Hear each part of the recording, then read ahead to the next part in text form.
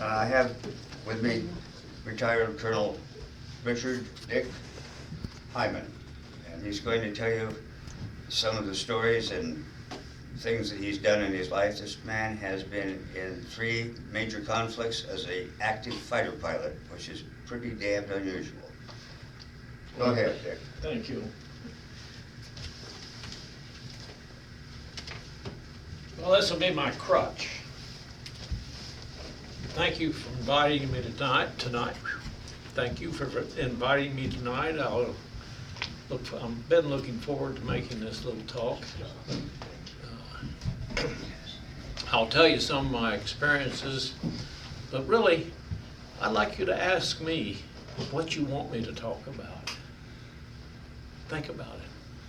I've got a 30-some year career that I had in the Air Force, and I did a lot of different things, and most of them I was pretty proud of. Okay, you're supposed to laugh. Okay. So, what do you want me to talk about? You want me to talk about my career from start to finish, or just some of the highlights? Yes, sir. Sir, I would love you to describe the first time flying a P-38. I don't even know, obviously it must have been trainer or anything, just your first time on the control, how old you were, and what airplane maybe you flew before that, just for... Well, okay, thank you. That'll be a good start. I joined the Air Corps at 18. We'd been in the war for 6 months. So I graduated high school, had my 18th birthday, and 2 weeks later I was in the Army. And my pre-flight training started just a few months later because I had applied for that ahead of time. And I went through cadet training and graduated as a second lieutenant just about a year from when I first joined. So my training started out in the Stearman. Everybody knows what a Stearman is. I didn't when I first saw it. Like I say, I'd just been out of high school 2 weeks. Maybe I didn't. Anyhow, I knew that I wanted to fly fighters. At that time, I was living in Oklahoma, that's where I was raised, and I was working in a junkyard after school, and which was great. I was making 2 bits an hour. And 25 cents, excuse me. Anyhow, I used to drive, taking my cast iron to the foundry. I'd drive right by Spartan Field in Tulsa, and they had the Stearman and a few other airplanes there, and the British were training in it. And that's when I made up my mind that that's what I wanted. I wanted to fly. And of course, within 6 months of me making that decision, we were in the war. And my dad, when I told him what I wanted to do, he says, well, you graduate high school, I'll sign the papers for you. Well, that wasn't a guarantee. My scholastic efforts were not that good. But anyhow, I did graduate high school, and he signed the papers so I could join. Up to then, you had to be 21 years old, and I was only just turned 18. What year? 1942. That makes me older than dirt now. Laugh. Thank you. Okay, I went in the Army as a buck private, and I'd taken all the tests so I could get into cadets. And I had 3 friends that we all went down and took the tests at the same time in Tulsa. And all 3 of them had at least 1, maybe 2 years of junior college. I didn't. I was right out of high school. But lucked out, I passed. They didn't. That was, you guess at these 5 questions. Well, I'm good at guessing, I suppose. anyhow, I went through the cadet training program, which was, let's see, it started in late December, and I graduated in July, so less than a year, I had my wings. And we started flying, first of all, as a steerman. We got 60 hours. Then went to BT-13, just called it a vibrator. It was a lot, heck, I can't remember who made the thing. Anyhow, that was our basic training airplane. And then we went to advanced, and that was in T6s. I'm sure you're familiar with them. And also the T9. And while we were there, this was total less than a year from the time I signed up. And in fact, I graduated from flying school about the time I was 19 years old. And the airplanes, each school, you went primary, basic, and advanced. It just advanced horsepower, really, because you went from a 225 to 450 to a 700 and something horsepower airplane. That was our training. It took less than a year for us to get our wings. Washout rate at that time was something like 75–80%. It was tough, but they had to turn out pilots and they had to be quick about it, so you better be good or fool somebody. And, you know, I did get through flying school, and I requested to go to P-38s. Now, if you can imagine, I got checked out in the 38 right away, but I got thinking about when I first got in that airplane, I thought, geez, less than a year ago, I had to ask my dad, could I borrow the pickup to take my girl to the dance? And here I am with this great big 2-engine airplane that was a terrific airplane. Everybody know what a P-38 looks like? Good. Yeah, I like that up and down. Thank you. Anyhow, we went to 38s, those of us that requested it and graduated high enough in the ratings. And that airplane was big, 52-foot wingspan, had I think it's 1,250 horsepower engines. I think that's what they were. Does anybody know? Oh, good. I'm in good clear then. It was 1,250 horsepower. Anyhow, getting into that thing, and I was a little guy about your size. You were fixing to ask me a question? Yeah, well, my little brother used to have a model of a P-38. Oh, well, you know what it looks like in 52 feet wide, 38 feet long, 2 1,250 horsepower engines. Great airplane. It was as big as it was. The cockpit was actually pretty small. I had a friend, not quite as tall as this gentleman, but he had to take all the cushions out. He could not sit on it. In fact, we were supposed to ride, but our seat cushion was a dinghy, you know, a boat, rubber boat all folded up. But he was so tall that he had to take the thing and extend the straps on it so he could sit down underneath his legs. He could not sit on it. He was too tall. The airplane was a small cockpit. Well, the airplane was a terrific airplane.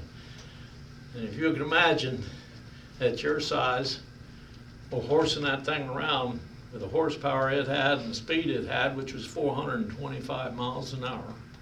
That was pretty big in 1942, excuse me. Anyhow, 42, 43. I'm skipping around, I'm not very good at this. Anyhow, I graduated flying school in July of 43 after being in the service 1 year, never having touched an airplane before that. The closest I came to an airplane, how many of you know who Wally Post was? There you go, got a couple. He was a great aviator.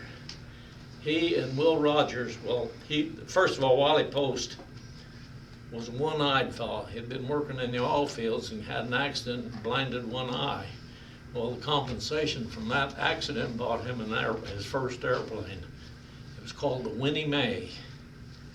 Winnie Mae. He flew that thing all over the world. He was scheduled to fly with Will Rogers, who at that time, in 1941, 42, somewhere along there, Will Rogers was one of the greatest comedian actors in the country. Anyhow, Will Rogers, and Wally Post were supposed to fly this Winnie Mae around the world. And they took off from Bartlesville, Oklahoma, flew north, and they got up to someplace northern part of Alaska, way north, and crashed, and they were both killed. That was that was my initiation to aviation, because we went out, our whole senior class in high school went out to the airport to see this airplane before Wally Post took off. So that was my initiation. First thing I see that I want to fly, and the guy gets killed in it. But anyhow, when the war came along, and I graduated high school, 2 weeks later I was in the Air Corps. About 4 months later I was in flying school. And flying school, first started out in a Stearman, you got 60 hours. Then you went to basic, which was another 60 hours, in a BT-13, which we called it the vibrator. It had a 450 horsepower engine. And then we went from that to the AT-6 and the AT-9, and then they had a P-38 that they'd taken the superchargers out of, and so we flew it, and it was an airplane a lot further ahead of me than I thought I was. It was a terrific thing. It had no superchargers, this particular aircraft, but it was sure go. They had built these airplanes for the British, and then the British decided they didn't want it. So we had them in the flying school instead. I'm kind of jumping around here yet, but that's, at my age, I'm allowed that, you know. I can make these jumps. Yes, sir. So, I know everybody... Next question. Oh, okay. I know everybody's going to ask you what your favorite airplane is. Which aircraft did you like the least? Well, anytime I got airborne, I liked the airplane. I can tell you that the worst airplane I ever flew was a P-59. How many of you know what it is? You know what it is? Yes, sir. Great. First jet we had. First jet. They had about 40 of us. They decided, since we'd flown on combat tours, we came back to the States, of course, and they selected us to fly the P-59, first jet. Absolutely the worst airplane I ever flew in my life. It was underpowered. It had these two little engines that sat under the wing roots of the airplane, and we parked them at the end of the runway at down northern or southern California, whatever the place was, I don't know. Anyhow, they parked the airplane right at the end of the runway, or, you know, in the taxi strip, of course. So you get in, you'd fire up one engine, and if the other one didn't fire right away, you shut down, refueled, and started all over again. Anyhow, once we got it running, wheel out on the runway and take off, and then immediately start looking for the field, because you didn't want to get very far away from it. It only had 30 minutes of gas in it. It was absolutely the worst airplane I ever flew. It wouldn't do anything except get off the ground and get back on it. But I think I never got it above 10,000 feet, and I was hunting for the runway. I wanted to be sure I didn't get too far away. So to say what airplane I liked the best, it had to be the P-38. I really, really enjoyed it. But then think about it, I was only 18 years old. So anything that big, that powerful, that fast, you just had to love it or you better get out of it. It was a terrific airplane. And it would perform decently on one engine as long as you kept your speed up. But it was a challenge to fly it. I think mainly it was the instructors we had didn't have but about 60 hours in the airplane themselves. Here we are there teaching us to fly it. But it was a lot of fun. It would do over 400 miles an hour. Well, by today's standard, that isn't very much, is it? But it was to us. Fastest I ever had a car going was 80 miles an hour. Dad didn't know it.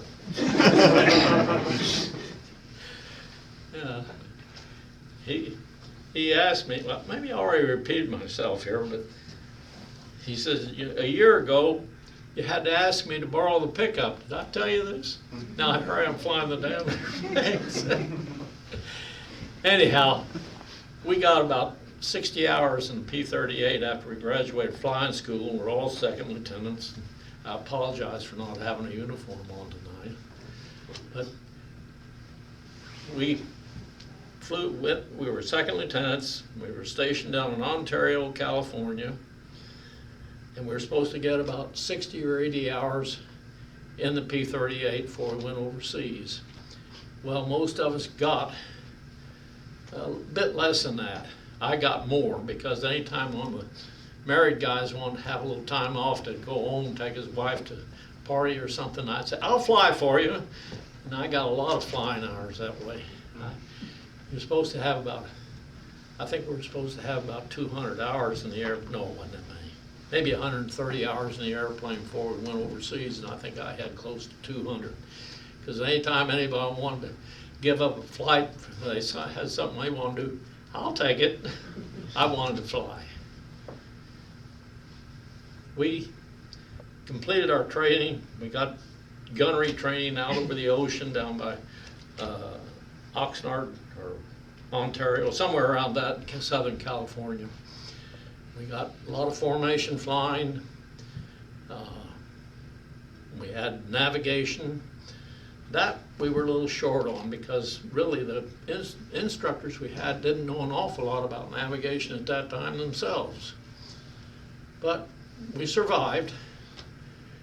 Got our flying, our training. We got, I think it was 150, 200 hours, something like that, flying time before we went overseas. And in fact, I think I got just about the time I was 19 years old is when I had my wings, and we had sufficient amount of flying time. We went to England, sailed on the Queen Elizabeth, and interesting trip for a bunch of flyboys to fly. And this, we had Dodge one submarine, at least that's what they told us. The ship made a big swing around. Anyhow, we got to England all right, went down to our base, and here's these P-38s sitting there. Each one of them had about 10 hours on it. That was just the ferry time that they had to bring it from the factory to where it'd be put on a ship and then brought over to England. I got this first airplane I got was a war warrior one from another outfit, but that didn't last long until I got a brand new one. And crew chief and I figured I had to do something. We wanted to be a little different, so I'd got my uncle to send me a big can of Simon eyes. And in those days, your airplanes were all supposed to be camouflaged, you know. We Simonized that whole doggone airplane, and I actually had 5 to 10 miles an hour on all the other airplanes. It would go as Simonized helped, filled all the cracks in. Anyhow, it was my airplane. The crew chief set me straight on that. He says, sir, he says, when this airplane's on the ground, it's my airplane. Once you start taxiing it, it's yours, but you better bring it back in one piece. He was great. His name was Mahlon. He's a prize fighter from Los Angeles. Anyhow, gee, do you notice I skip around a bit? Does that surprise you? I didn't even know how long I'm supposed to keep you bored here. As long as you want, sir. Yeah. Sir? As long as you want. Oh my goodness. Did you all bring coffee? Y'all, that's Oklahoma language, you know. Anyhow, we got these 38s over in England, and Monty and I and the assistant crew chief, we waxed it all up. It was beautiful, it was fast. And I thought, well, I've got to see how good this airplane is. So here I am, a skinny little second lieutenant, probably weighed 120 pounds. I was small, believe me. You look like a giant to me. Anyhow, we took these 38s, and I thought, well, I'll see how high I can go. Well, I took it up, climbed, and flew around. I got up to 42,500 feet. And we had no pressure suits, didn't know anything about it. We didn't know that we were supposed to do that. Our blood would boil, you know, we didn't know that. Anyhow, I got it up to, I think it's 42.5. That's just, that time it's just barely flying.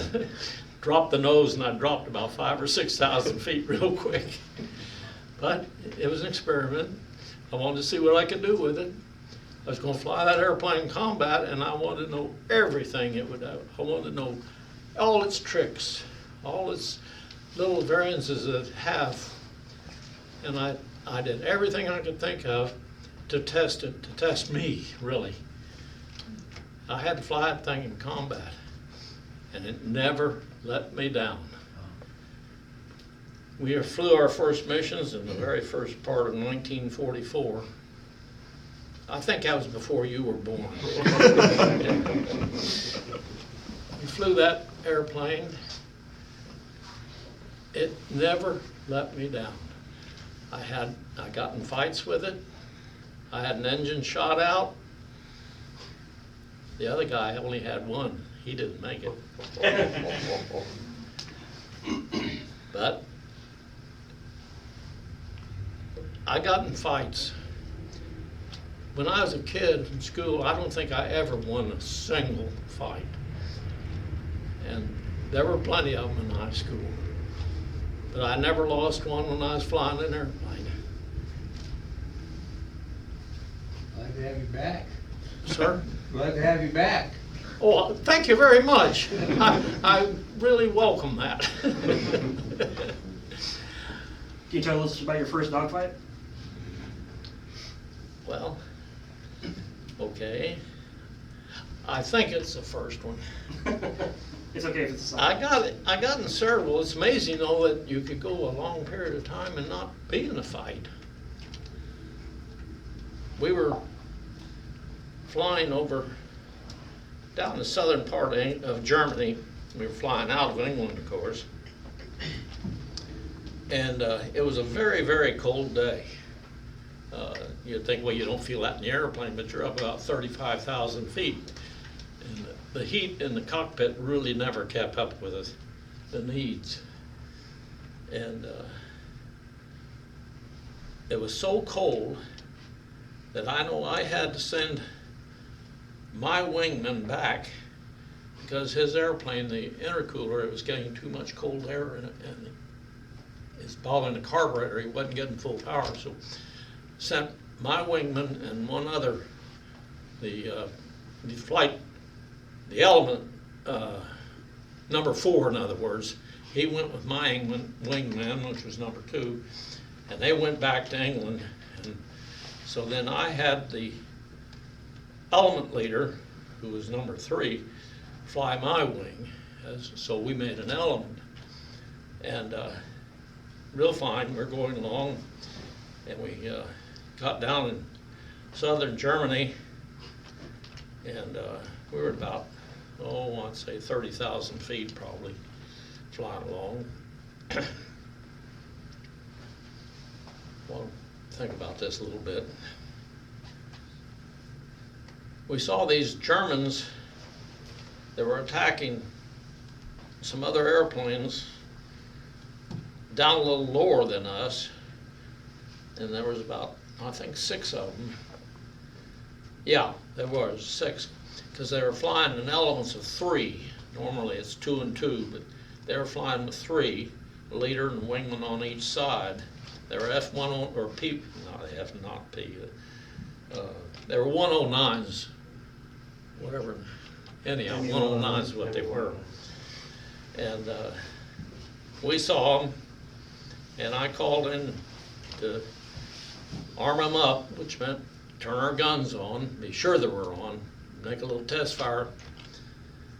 And we thought we just had a few, to jump. Odds weren't too bad.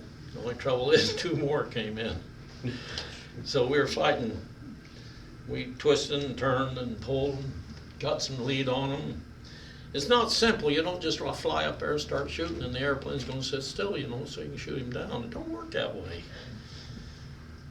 Anyhow, the first airplane I tangled with, he was tough. And we twisted and turned and pulled, and I don't know how many G's I pulled, but it was a lot. And I kept twisting with him. I was determined I wasn't going to let him get on my ass. Tail. And the 38 was a pretty good airplane. You could do an awful lot with it, but you couldn't really pull a tight turn, not really.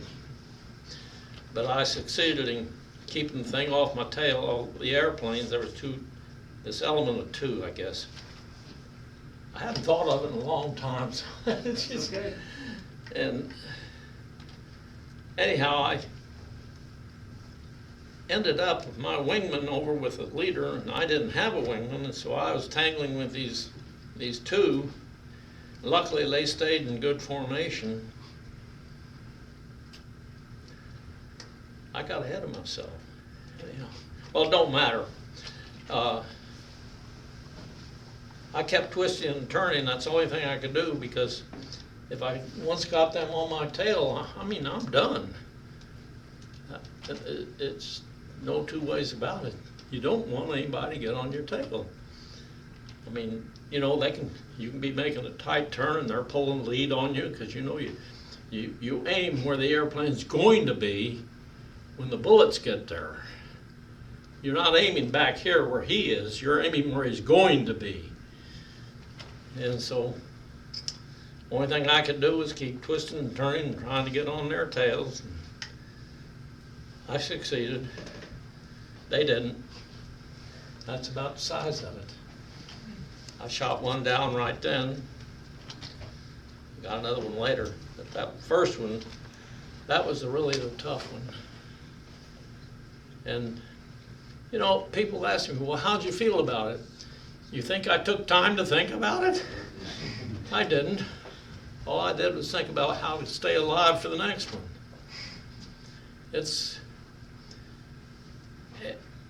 You don't get home and start bragging and saying, oh boy, look what I did, because you feel a certain sadness that you had to take another man. Don't kid yourself. I've seen these guys that act like it's, oh well, no big deal. That's a lot of nonsense. You feel it. You shoot another guy down, you'll remember it the rest of your life. And I'm not ashamed of that. Nor am I ashamed of being scared up there a few times. Maybe it's more than a few. But I just hope and pray that in all your flying, or anything else you do, you don't have to fly combat. It's a joy, it's a great thing when you're doing it. And I look back on it and I say, I'm proud of what I did. But yet I know, on the other hand, it was a sad thing I had to do. Now, I'm not trying to wave a flag. Don't misunderstand me. I'm not that kind of guy. Flying was a joy to me, even though it was a hazardous thing. People firing at me, I'm firing at them. But that doesn't happen every day when you're in combat. You can go for 10, 15, 20 missions sometimes and not have an enemy aircraft. But they're sure shooting at you from the ground. and you don't see anything until all of a sudden there's a black puff up there. Well, Do you have any final questions? Jacobs? well, yes, sir. Did you ever collaborate with the B-17 Flying Fortress bombers? Well, I wouldn't call it collaboration, but we escorted them. Really? They would be in a string, say 30 bombers in a box, and they're going along, and a couple miles behind them is another box, 30 airplanes, another one, another one, and they're flying towards the target, and they're stuck in that formation. And there's all the flak coming up, shooting at them all the way in, all the way out, and we're escorting them, so we're flying alongside, of course, twice their speed. We go up and down the track watching for enemy airplanes, and we would stay out of the track they're on because the ground, the flak, is aiming at them. Well, we're a little smarter than that. Let's stay off the side here just a little ways. And so we'd stay over there and try to intercept any fighters that came in to attack them. And if we saw targets of opportunity, like say a train on the ground, a bunch of trucks, or a bivouac or something, we couldn't go after it if we were escorting the bombers. They were our primary job, to keep them from getting shot down, to keep the fighters from getting them. We couldn't do anything about the flak. You know what flak is? That's the anti-aircraft fire from the ground. We couldn't do anything about that, but we could keep the fighters off of them, which is what we tried to do. We'd fly the track up and down on the side and try to intercept any fighters that came in. Some we did, some we didn't. That was our job. And we couldn't go down, like I say, if I saw a train down there and I wanted to strafe it, I couldn't do it as long as I had those bombers to protect. But once I got out of an area where I knew there was no aircraft could attack them or be on them, then I could go after things on the ground, like trains and trucks or nice building of some sort. And I had this one friend, when he couldn't find anything else to shoot at, he'd see a farmer, and the farmer out there trying to round up his cattle, and he'd shoot behind the cattle and get them stampeded, and they knocked down fences. So the farmer had to go take care of that. That's kind of mean, but anyhow, didn't it? All right. Last question, did you fly over Normandy during the invasion? Yes. Well, I want to thank you. You protected my grandpa. I'll touch on that briefly. Okay. Normandy. There were so many airfields on the island. We figured if they all the airplanes took off at once, that the islands of England would sink. There was a tremendous number of aircraft that were there for the invasion. And our job as fighter pilots was to protect the bombers that were coming in to hit the beachheads before the troops got in there. And we would do that. We would try to strafe the targets on the ground, keep our eye open for any aircraft. My particular outfit, what we did, we went in a little early, and the paratroopers were landing at midnight, and the gliders, they were coming in at midnight, 1 o'clock in the morning. And of course it got light over there at about 2:30, something like that, because we were on double daylight saving time.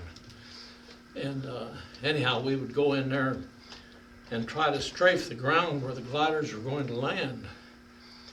And sometimes we were successful, and sometimes we couldn't find them too.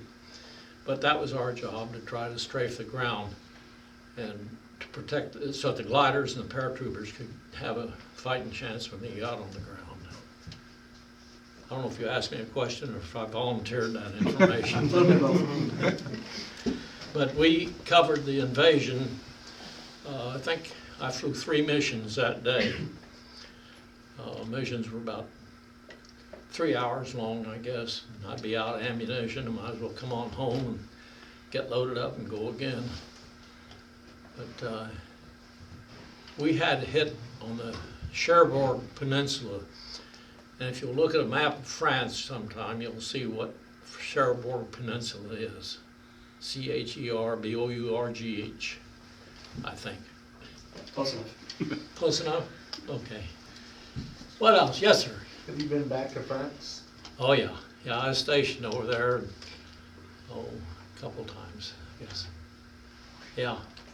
And all I had to do was be in my uniform with my World War II ribbon or some of the others. And boy, the French, what can I do for you? That's some nice girls. Oh, yeah, I bet you did. Fighter pilot? Because they, Hey, you know, believe me, I used to be slim and trim. but the word is, you can't believe what a fighter pilot says when he's talking to a girl. Next question. Well, sir, I wanted to thank you for coming to us. Okay, I hope I didn't bother you or talk too loud or There's a long. coin from us I wanted to give to you. Well, goodness gracious. Appreciate it. Thank you very, very much. Yes. I appreciate that. Room, attention.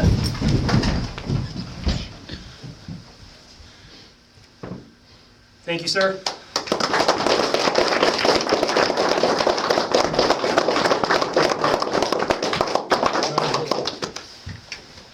Do I still have a ride home? Oh, you Seats. Any of you'd like to speak to me? Be sure I'm not in the car on the way home. Thank you, sir. Thank you. Thank you so much. Thank you.